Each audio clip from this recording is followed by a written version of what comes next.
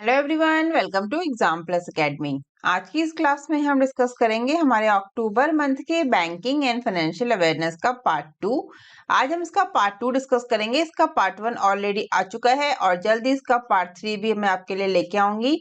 जैसा आपको पता है कि हम लोग मंथली जो बैंकिंग एंड फाइनेंशियल अवेयरनेस है वो 3 पार्ट में कवर करते हैं, पार्ट 1, पार्ट 2 एंड पार्ट 3। तो आज हम पार्ट 2 कवर करेंगे, पार्ट 3 जल्दी लेके आऊंगी। कंप्लीट हो जाएगा हमारा अक्टूबर मंथ का बैंकिंग एंड फाइनेंशियल अवेयरनेस का कंप्लीट क्लास। अगर आप लोग पीडीएफ परचेज करना चाहते हैं तो मुझे व्हाट्सअप कर सकते हैं। ये जो क्लास रहेगा बायलिंगुअल रहेगा, हिंदी और इंग्लिश दोनों ही लैंग्वेज में रहेगा। आपको क्वेश्चन, ऑप्शन एंड कंटेंट जो रहेगा वो दोनों ही लैंग्वेज में। और आपको इंपॉर्टेंट बात बता दूं कि आप लोगों ने जो कंटेंट है, जो कंटेंट प्रोवाइड किया जाता है, उसको लाइन बाय लाइन जरूर पढ़ना है। काफी क्वेश्चन पूछे गए हैं और पूछे जाएंगे आने वाले बैंक एग्जाम्स में। अगर आपने कंटेंट्स को अच्छे से पढ़ा होगा, डीप स्टडी करी है, तो आप इजीली आंसर कर पाएंगे। तो इसलिए मैं बार बार अपनी हर क्लास में बोलती हूँ कि आपने कंटेंट को अच्छे से पढ़ना है, लाइन बाय लाइन। जिसको जैसे सुटेबल है उसमें वैसे पढ़ना है, वीडियो को पॉज करके या पीडीएफ परचेज करके। ओके, तो कंटेंट जरूर पढ़ना है। आप परचेज करना चाहते हैं जिसमें आपको तीनों ही पार्ट मिलेंगे अक्टूबर मंथ के बैंकिंग एंड फाइनेंशियल अवेयरनेस के, पार्ट 1, पार्ट 2 एंड पार्ट 3। ठीक है, क्लास अच्छी लगे तो सब्सक्राइब जरूर करिएगा चैनल को। नए हैं, अगर आप लोग पुराने स्टूडेंट्स हैं तो अदर स्टूडेंट्स को भी चैनल का नाम जरूर बताइएगा। तो चलिए शुरू करते हैं हमारी आज की क्लास, अक्टूबर मंथ का banking and financial awareness part 2। इसके अलावा डिफरेंट सोशल मीडिया प्लेटफॉर्म पे भी आप लोग मुझे ज्वाइन कर सकते हैं। ठीक है, इन सभी के लिंक आपको दिए गए हैं। चलिए चलते हैं फर्स्ट क्वेश्चन पे। फर्स्ट क्वेश्चन है हमारा, The Life Insurance Corporation of India (LIC) has recently entered into a bancassurance partnership with which private sector bank, enabling customers to access LIC life insurance products through its branch and digital network। तो LIC ने हाल ही में किस निजी क्षेत्र के bank के साथ bank assurance साझेदारी की है जिससे ग्राहकों को अपनी शाखा और डिजिटल नेटवर्क के माध्यम से LIC जीवन बीमा उत्पादों तक पहुंच प्राप्त करने में मदद मिलेगी। ठीक है, तो किस बैंक के साथ किया है? वो है RBL bank, private sector bank RBL है। Right answer option D, RBL bank. यहाँ पे एक टर्म यूज की गई है जो मैंने अपने काफी बार प्रीवियस जो क्लास है उसमें एक्सप्लेन किया है, बैंक अश्योरेंस। ठीक है, तो एक्सप्लेन तो मैंने किया है, इस बार मैंने आपको विद कंटेंट दिया है एक अच्छा सा नोट बना के कि व्हाट इज बैंक अश्योरेंस, क्या होता है बैंक अश्योरेंस। तो विद डेफिनेशन इंपॉर्टेंट, अगर आपसे इंटरव्यू में पूछा जाए तो आप लोग आंसर कर पाएंगे easily. What is bancassurance? Bancassurance is a partnership where bank sells insurance product of tied insurance companies to their customer. समझ में काफी लोगों को आता होगा, लेकिन अगर वर्ड्स में एक्सप्लेन करने की बात की जाए तो एक डेफिनेशन चाहिए होती है। तो डेफिनेशन में आप इस तरह से एक्सप्लेन कर पाएंगे what is bank assurance. I repeat, bank assurance is a partnership where banks sell insurance product of tied insurance companies to their customer. It benefits both as banks earn extra revenue and insurers expand their customer base without increasing their sales force. It's called a bank assurance. ठीक है, content पे चलते हैं। The life insurance corporation of India यानी LIC, the country largest insurer, has entered into a bank assurance partnership with RBL Bank Limited. This strategic collaboration will allow RBL Bank customers to access LIC life insurance products through the bank's branch network and digital channels. The partnership was formally announced in the presence of Sri R. Doraiswamy, CEO and MD of LIC, and Sri R. Subramanian Kumar, MD and CEO, RBL Bank Limited, along with senior officials. Through this collaboration, customers will have access to LIC diverse product portfolio including term plans, endowment policies, pension plans, and unit-linked insurance plans. The tie-up with leverage the combined network of over 3,600 LIC branches and nearly 570 RBL Bank branches with 1,474 business correspondent branches, of which 297 are banking outlets. Okay, तो LIC ने अभी recently private sector bank RBL के साथ एक bank assurance partnership की है। Okay, bank assurance term आप अच्छे से देख सकते हैं वीडियो को पॉज करके, ये पीडीएफ परचेज करके। चलेंगे नेक्स्ट क्वेश्चन पे। नेक्स्ट क्वेश्चन में क्या बोला गया है? What is the main objective of the MOU between NPCI International Payment Limited (NIPL) and NTT Data Japan। तो NPCI International Payments Limited और NTT Data Japan के बीच समझौता ज्ञापन का मुख्य उद्देश्य क्या है?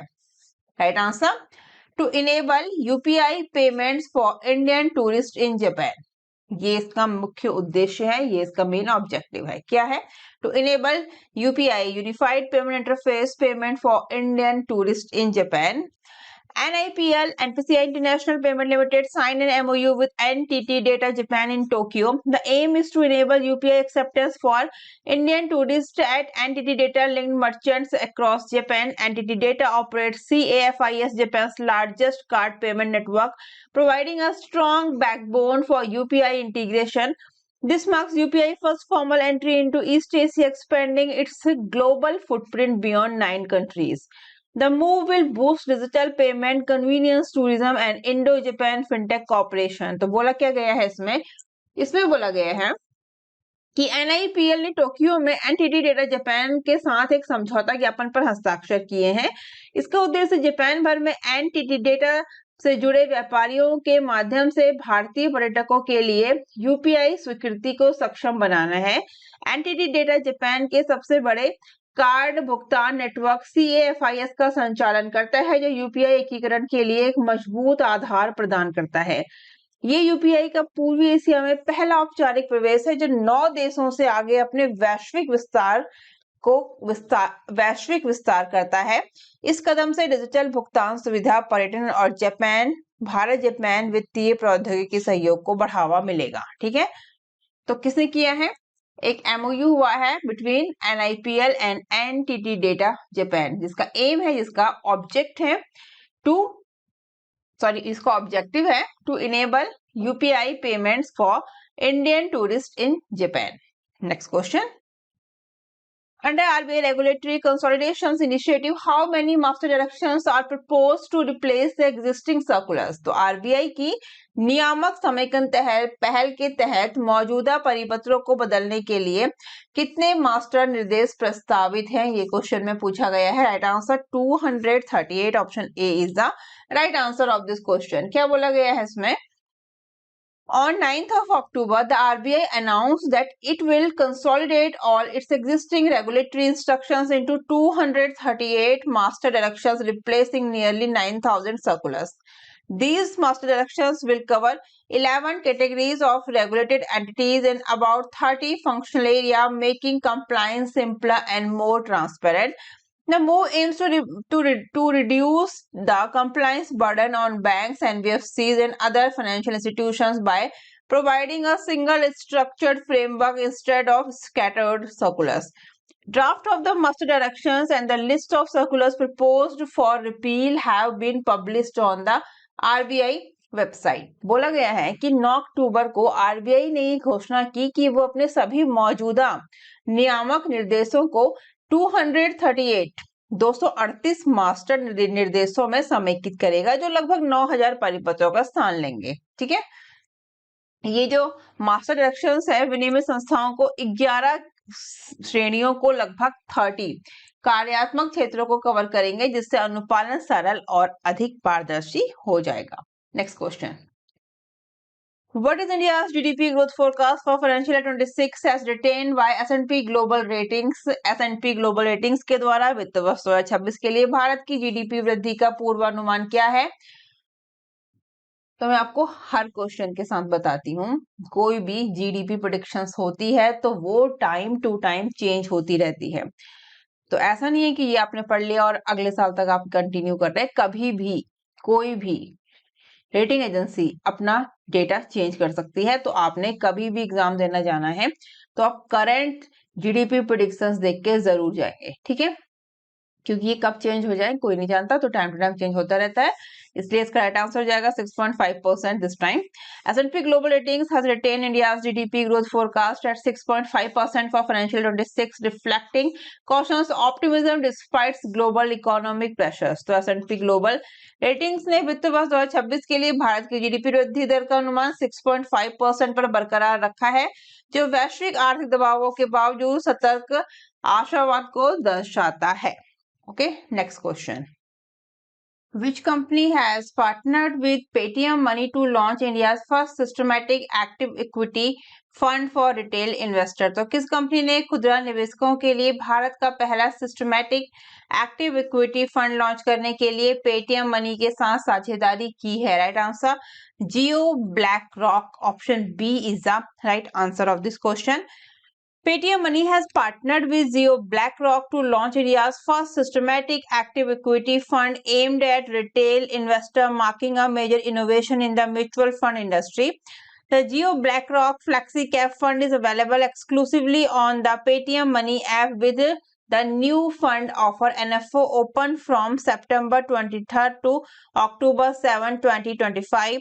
The fund is India's first equity scheme to adopt BlackRock SAE model, which uses artificial intelligence, machine learning, and alternative data sources such as consumer transaction and search activity to make investment decisions. The minimum investment amount is rupees 500, making it affordable for retail investors to access advanced data-driven investment strategies that were previously limited to global institutional investors. Next question. It's a statement based question. Statement based question किस तरह से पूछे जाएंगे वो एक sample question है, तो आप लोग देख सकते हैं.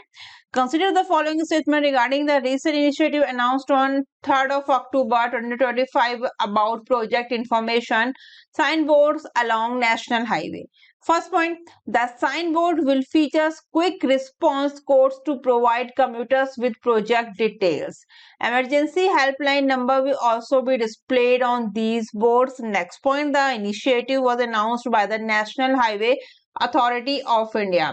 पूछा क्या गया है, which of the above statement is are correct? तो all statements are correct. Right answer क्या हो जाएगा? 1, 2 and 3. Option D is the right answer of this question. तो बोला गया है state owned National Highway Authority of India announced on 3rd of October 2025 the installation of project information signboards with quick response codes along national highway stretches to provide relevant information and emergency helpline numbers to commuters.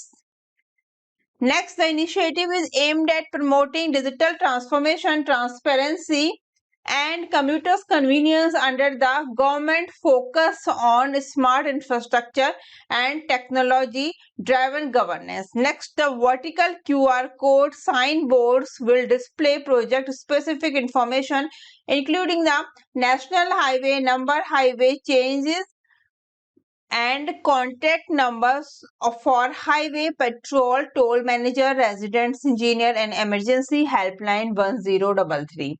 Next, the QR boards will also provide detail and project length, construction and maintenance timeline, and NHAI field office contacts for transparency and monitoring.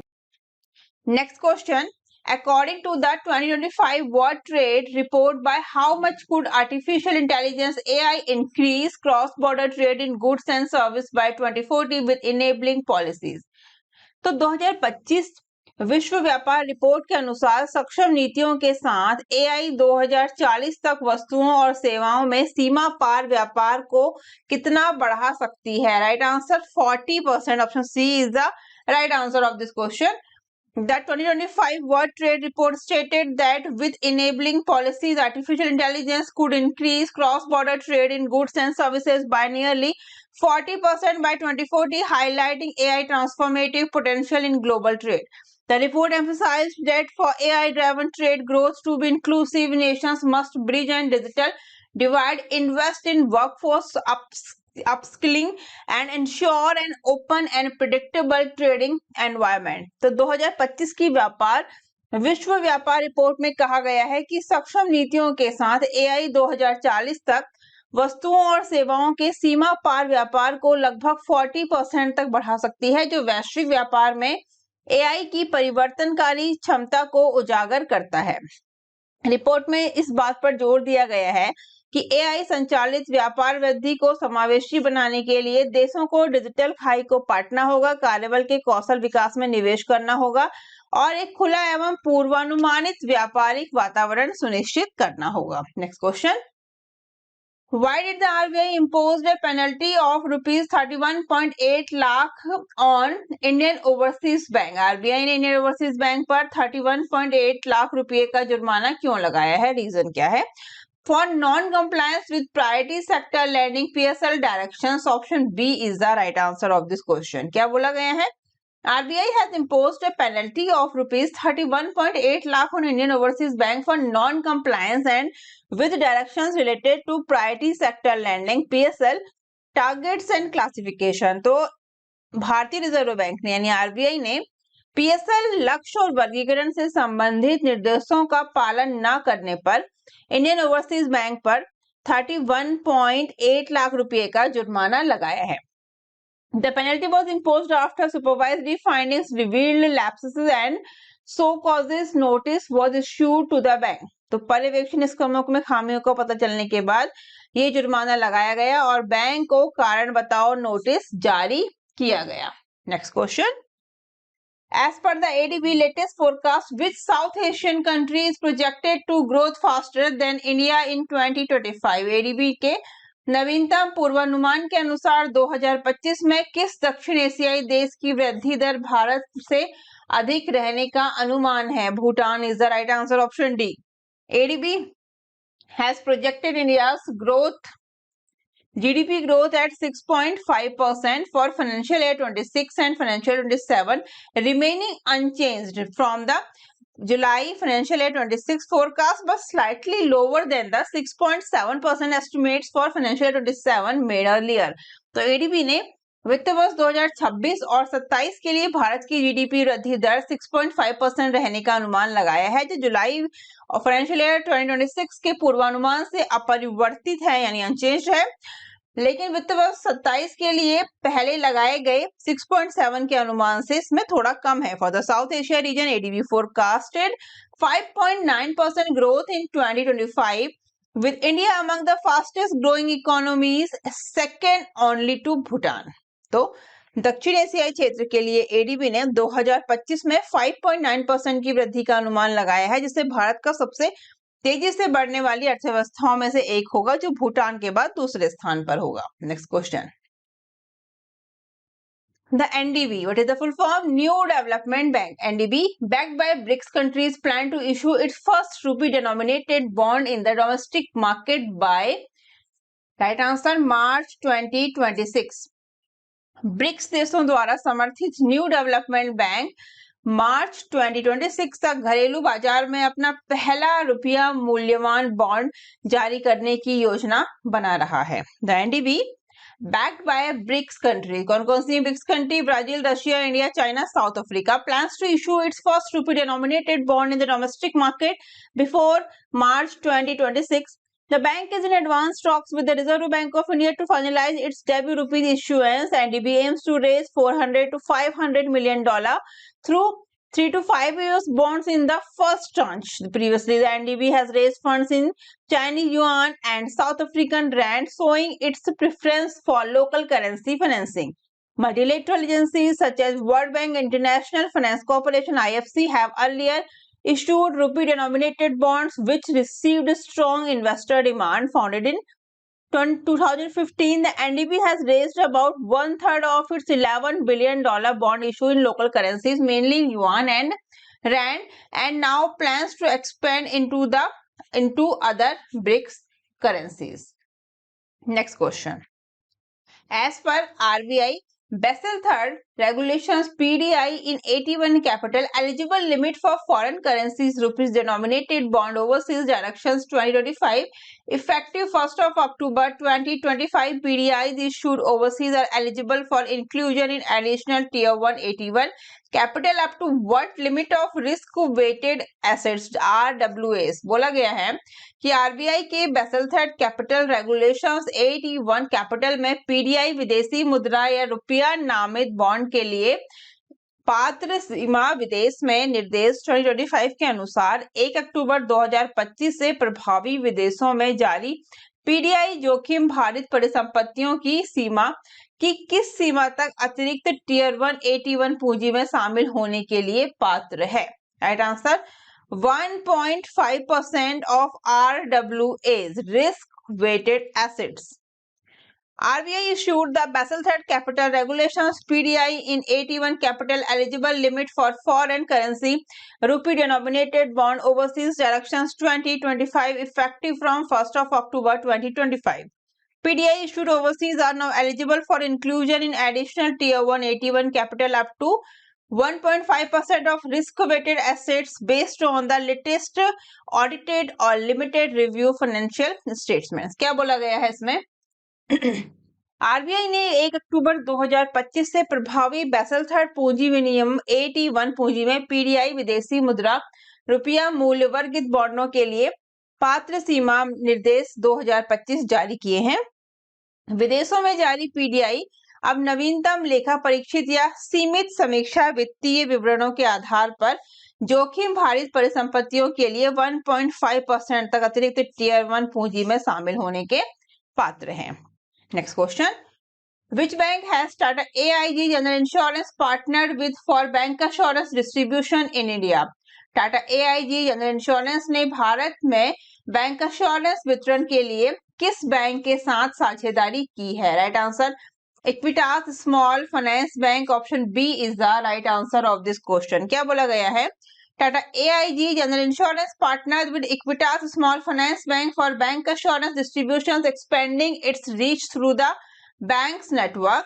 Under the partnership, Equitas SFB customers can now access Tata AIG Motor Health, Personal Accidents, Travel, and other general insurance products directly through the bank's branches. Tata AIG General Insurance is a joint venture between Tata Group and American International Group AIG and has been operating in India since 2001. Important. What is the joint venture between Tata AIG General Insurance? So Tata Group and American International Group AIG. It's called the Tata AIG General Insurance. Okay. Tata AIG general insurance ने bank assurance वितरण के लिए Equitas Small Finance bank के साथ साझेदारी की है, जिससे बैंक के नेटवर्क के माध्यम से इसकी पहुंच का विस्तार होगा और इस साझेदारी के तहत इक्विटास एसएफबी के ग्राहक अब बैंक की शाखाओं के माध्यम से सीधे टाटा एआईजी के मोटर, स्वास्थ्य, व्यक्तिगत, दुर्घटना, यात्रा और अन्य सामान्य बीमा उत्पादों का लाभ उठा सकते हैं। Tata AIG general insurance Tata समूह और अमेरिकन इंटरनेशनल ग्रुप का एक संयुक्त उद्यम है जो और 2001 से भारत में कार्यरत है। Next question, who has been appointed as the MD and CEO of Union Bank of India for a 3-year term? तो यूनियन बैंक ऑफ इंडिया के MD और CEO के रूप में 3 साल के कार्यकाल के लिए किसे नियुक्त किया गया है? Right answer Ashish Pandey is the right answer, option C. The government of India has appointed Ashish Pandey as MD and CEO of the Union Bank of India and Kalyan Kumar as MD and CEO of Central Bank of India for 3-year term. दोनों ही इसमें appointment mention है। ठीक है, union Bank of India and Central Bank of India. Union Bank of India MD and CEO Ashish Pandey and Central Bank of India Kalyan Kumar MD and CEO. Okay. The appointments were approved by the Appointment Committee of the Cabinet ACC headed by Prime Minister for an initial period of 3 years. Kalyan Kumar, Executive Director of Punjab National Bank, will succeed MV Rao as MD and CEO of Central Bank of India after Rao's superannuance in July. तो भारत सरकार ने आशीष पांडे को Union Bank of India का MD and CEO और कल्याण कुमार को Central Bank of India का MD CEO appoint किया है। ठीक है, 3 साल के लिए। Next question, what is the monthly stipend offer to Bima Sakhi agents under LIC Bima Sakhi Yojana in the first year? LIC की बीमा सखी योजना के तहत बीमा सखी एजेंटों को पहले वर्ष में कितना मासिक वजीफा दिया जाता है? Rupees 7,000. Option C is the right answer of this question. The LIC has signed a MOU with the Department of Rural Development, Ministry of Rural Development, Government of India to promote its Bima Sakhi Yojana in rural areas. The MOU was signed during the National Conclave on Financial Inclusion Anubhuti held from 8th to 10th of July 2025 in Goa, organized by the Ministry of Rural Development. Under the scheme, Bima Sakhi agents receive a monthly stipend of rupees 7,000 in the first year, rupees 6,000 in the second year, and rupees 5,000 in the third year, subject to specific terms and conditions. बोला गया है कि LIC ने ग्रामीण क्षेत्रों में अपनी बीमा सखी योजना को बढ़ावा देने के लिए भारत सरकार के ग्रामीण विकास मंत्रालय के ग्रामीण विकास विभाग के साथ एक समझौता ज्ञापन पर हस्ताक्षर किए हैं और ग्रामीण विकास मंत्रालय द्वारा 8 से 10 जुलाई 2025 तक गोवा में आयोजित वित्तीय समावेशन पर राष्ट्रीय सम्मेलन अनुभूति के दौरान इस समझौता ज्ञापन पर हस्ताक्षर किए गए और इस योजना के तहत बीमा सखी एजेंटों को पहले वर्ष में 7,000, दूसरे वर्ष में 6,000, तीसरे वर्ष में 5,000 का मासिक वजीफा मिलता है जो कुछ नियमों और शर्तों के अधीन है। Next question, which company has Bank of India partnered with to launch the BOI Trade Easy service? तो Bank of India ने BOI Trade Easy सर्विस शुरू करने के लिए किस कंपनी के साथ साझेदारी की है? Cash Invoice. Option A is the right answer. Bank of India has launched a fast track loan service BOI Trade Easy in partnership with Cash Invoice, a supply chain finance technology company to provide quicker credit access to MSMEs. The BOI Trade Easy platform enable MSMEs to receive loan approvals within 30 minutes compared to the traditional 50 to 30 days process. तो Bank of India ने MSME को त्वरित ऋण पहुंच प्रदान करने के लिए आपूर्ति श्रृंखला वित्त प्रौद्योगिकी कंपनी कैश इनवॉइस के साथ साझेदारी में एक फास्ट ट्रैक ऋण सेवा बीओआई ट्रेड इजी शुरू की है। BOI trade easy platform MSME को पारंपरिक 15 to 30 दिनों की प्रक्रिया की तुलना में 30 मिनट के भीतर ऋण स्वीकृति प्राप्त करने में सक्षम बनाता है। About the bank of India, founded in 1906, headquarter Mumbai, tagline relationship beyond banking, MD and CEO Rajneesh Karnatak. Next question, as पर the news, Greece euro bank with 100 billion euro in assets has received Reserve Bank of India approval to open representative office in Mumbai. Apart from India, in which countries is the Euro Bank expanding to strengthen in its presence across IMEC economies? बोला क्या गया है इसमें बोला गया है कि खबरों के अनुसार 100 अरब यूरो की संपत्ति वाले ग्रीस के यूरो बैंक को मुंबई में एक प्रतिनिधि कार्यालय खोलने के लिए आरबीआई से मंजूरी मिल गई है। भारत के अलावा यूरो बैंक अंतर्राष्ट्रीय आर्थिक समुदाय अर्थव्यवस्थाओं में अपनी उपस्थिति मजबूत करने के लिए किन देशों में विस्तार कर रहा है? राइट आंसर हो जाएगा इसका Israel, Saudi Arabia and UAE. Option A is the right answer. क्या बोला गया है कंटेंट में कि Greece Euro Bank with 100 billion euro in assets has received RBI approval to open a representative office in Mumbai by mid-December 2025, marking its first physical presence in India.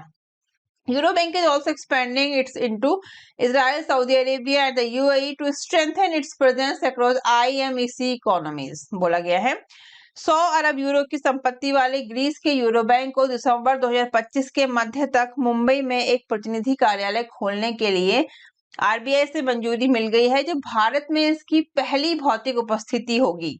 Euro bank अंतर्राष्ट्रीय आर्थिक और आर्थिक सहयोग अर्थव्यवस्थाओं में अपनी उपस्थिति मजबूत करने के लिए इजरायली, सऊदी अरब और संयुक्त अरब अमीरात में भी विस्तार कर रहा है। Next question, as per the news, 9 European banks including ING, UniCredit and CaixaBank are collaborating to launch a euro-backed stablecoin. When is the target launch year for this initiative? तो खबरों के अनुसार ING, UniCredit और CaixaBank सहित 9 यूरोपीय bank को euro समर्थित stable coin launch करने के लिए सहयोग कर रहे हैं। इस पहल का लक्षित लॉन्च वर्ष कब है? 2026 is the right answer. 9 European banks including ING, Bankasela, KBC, Danske Bank, UniCredit, CaixaBank and SEB are collaborating to launch a euro-backed stablecoin. The initiative aims to provide an EU-native alternative to US dollar-backed stablecoins. A Netherlands-based entity has been credited to oversee the project, seeking Dutch Central Bank e-money institutions license. The stablecoin will be MiCA compliant, market in crypto assets regulation with the target launch in the second half of 2026. The consortium plans to appoint a CEO for the new company and expands by adding more banking partners. EU regulations on crypto have tightened since MiCA 2023, especially for stablecoin transactions. Next question. The NDB, New Development Bank, is set to issue its first Indian rupee denominated bond in the domestic market before March 2026. How much does NDB plan to raise in the first tranche? तो new development bank मार्च 2026 से पहले घरेलू बाजार में अपना पहला भारतीय रुपया मूल्यवान बॉन्ड जारी करने के लिए तैयार है। एनडीबी पहली किस्त में कितना धन जुटाने की योजना बना रहा है? 400 to 500 million dollar. Option C is the right answer. The new development bank, backed by BRICS countries, plans to issue its first Indian rupee denominated bond in the domestic market before March 2026. NDB aims to raise 400 to 500 million dollar through 3 to 5 years bond in the first tranche. The bond issuance is in advanced discussion with the Reserve Bank of India, with final approvals pending. NDB had earlier planned a rupee bond issue 2 years ago, but it was delayed due to lack of approvals from the government and the RBI. NDB has previously raised funds in Chinese yuan and South African rand, but this is its debut rupee issuance. The move aligns with China and India push for greater international acceptance of their currencies and supports the de-dollarization trend. तो BRICS देशों के द्वारा समर्थित NDB मार्च 2026 से पहले घरेलू बाजार में अपना पहला भारतीय रुपया मूल्य वर्गीय बॉन्ड जारी करने की योजना बना रहा है। एनडीबी का लक्ष्य पहली किस्त में 3 to 5 years के बॉन्ड के माध्यम से 400 to 500 million डॉलर जुटाना है। बॉन्ड जारी करने के लिए आरबीआई के साथ गहन चर्चा चल रही है और अंतिम मंजूरी मिलना बाकी है। एनडीबी ने 2 साल पहले रुपया बॉन्ड जारी करने की योजना बनाई थी, लेकिन सरकार और आरबीआई से मंजूरी न मिलने के कारण इसमें देरी हुई। Next question. Union Finance Minister Srimati Nirmala Sitharaman formally launched the Goods and Service Tax Appellate Tribunal GSTAT in New Delhi on 24th of September. Under which principle does GSTAT operate, emphasizing citizen first, service simplicity and digital integration? Right answer, Nagrik Devo Bhavo. Option B is the right answer of this question. क्या बोला गया है कि केंद्रीय वित्त मंत्री श्रीमती निर्मला सीतारमण ने 24 सितंबर को नई दिल्ली में एक जीएसटीएटी का औपचारिक शुभारंभ किया। जीएसटीएटी किस सिद्धांत के तहत काम करता है? जो नागरिक प्रथम सेवा, सरलता और डिजिटल एकीकरण पर जोर देता है वो है नागरिक देवो भवो। Union finance minister Shrimati Nirmala Sitharaman formally launched GSTAT in New Delhi on 24th of September 2025. GSTAT operates under the principle Nagrik Devo Bhavo, emphasizing citizen first, service simplicity and digital integration. Next question. Which country became the 8th to accept UPI payment internationally after Bhutan, Nepal, Singapore, France, UAE, Mauritius and Sri Lanka? Right answer, Qatar. तो Bhutan, Nepal, Singapore, France, UAE, Mauritius और श्रीलंका के बाद Qatar अंतरराष्ट्रीय स्तर पर UPI भुगतान स्वीकार करने वाला 8वां देश बन गया है। NPCI international payments limited in partnership with Qatar National Bank and Netstars has enabled QR code based UPI acceptance in Qatar. UPI payments went live at Qatar duty free outlets at Hamad International Airport, Doha, making it the first merchant to go live. Qatar is the 8th country to accept UPI payments after Bhutan, Nepal, Singapore, France, UAE, Mauritius and Sri Lanka. This development will allow India tourists to make real-time cashless and secure digital transactions using UPI apps like PhonePe, Google Pay and Bheem. Indians are the second largest group of international visitors to Qatar, making to move strategically significant. Next question. The theme of the 4th Quarterly Economic Conclave KEC 2025 to be inaugurated by Finance Minister Srimati Nirmala Sitharaman on 3rd of October 2025 in New Delhi is, what is the right answer? Seeking prosperity in turbulent times. Option C. चौथे कौटिल्य आर्थिक सम्मेलन KEC 2025 का विषय, जिसका उद्घाटन 3 अक्टूबर 2025 को नई दिल्ली में वित्त मंत्री निर्मला सीतारमण द्वारा किया गया है या किया जाएगा उस टाइम पे, सीकिंग प्रॉस्पेरिटी इन ट्यूबुलेंट टाइम्स है। ठीक है। The 4th Quarterly Conclave Economic Conclave will be inaugurated by Finance Minister Nirmala Sitharaman on 3rd of October in New Delhi.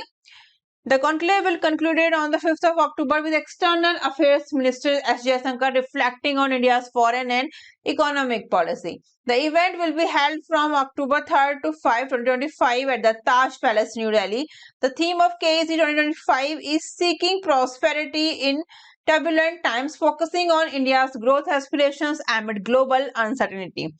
चौथे कौटिल्य आर्थिक सम्मेलन का उद्घाटन केंद्रीय वित्त मंत्री निर्मला सीतारमण 3 अक्टूबर 2025 को नई दिल्ली में करेंगी और ये सम्मेलन 5 अक्टूबर 2025 तक 25 विदेश मंत्री एस जयशंकर द्वारा भारत की विदेश और आर्थिक नीति पर विचार विमर्श के साथ संपन्न होगा। केसी 2025 का थीम है seeking prosperity in turbulent times, जो वैश्विक अनिश्चितता के बीच भारत की विकास आकांक्षाओं पर केंद्रित है। Next. On 1st September 2025, LIC celebrated its 69th anniversary. As per financial year 24-25 data, what was LIC market share in policies? 65.83%. ठीक है। 1 सितंबर 2025 को LIC अपना 69वां वर्षगांठ मनाया है और वित्त वर्ष 2024-25 के आंकड़ों के अनुसार पॉलिसियों में LIC की बाजार हिस्सेदारी कितनी थी? वो थी 65.83%. LIC celebrated its 69th anniversary on 1st of September, marking nearly 7 decades of service in life insurance and finance. LIC, as India's leading life insurer, has emerged as the fastest growing Indian brand with 36% growth as per Brand Finance 2025 report. LIC continues to hold 65.83% market share in policies and 57.05% in first year premium income in financial year 2024-25. LIC asset under management AUM roses by 6.45% to 54.52 lakh crore rupees. Golden Jubilee Foundation, established in 2006, has disbursed rupees 283 crore in 926 projects and 30,835 scholarship worth 80.62 crore rupees so far. ठीक है, next question.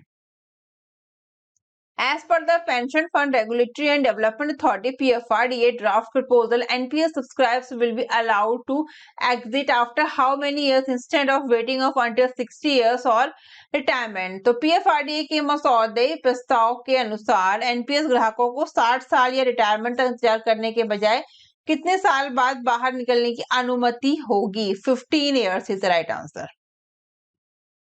PFRDA, full form Pension Fund Regulatory and Development Authority, released a draft proposal with significant changes to the NPS, National Pension System.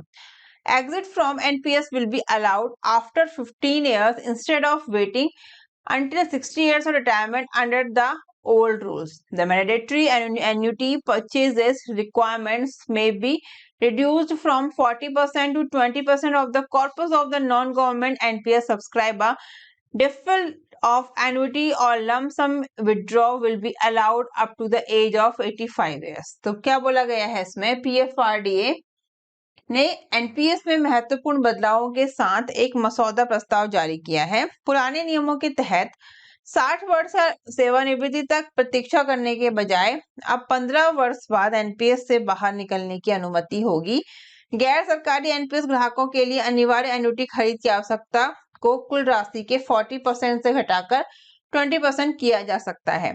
Annuity को स्थगित करने या एक मुश्त निकासी की अनुमति 85 वर्ष की यानी 85 वर्ष की आयु तक दी जाएगी। ओके, तो यहीं पे हमने कंप्लीट किया अपना अक्टूबर मंथ का बैंकिंग एंड फाइनेंशियल अवेयरनेस का पार्ट 2।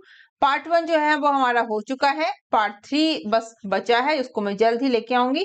कंप्लीट हो जाएगा हमारा अक्टूबर मंथ का banking and financial awareness. PDF के रिगार्डिंग आप लोग मुझे व्हाट्सअप कर सकते हैं, कुछ भी क्वेरीज हैं पीडीएफ के रिगार्डिंग तो आप लोग पूछ सकते हैं। पीडीएफ जो परचेज करना चाहते हैं, और वीडियो को शेयर जरूर करें, अदर स्टूडेंट्स को चैनल का नाम जरूर बताएं, और डिफरेंट सोशल मीडिया प्लेटफॉर्म पे आप लोग मुझे ज्वाइन कर सकते हैं।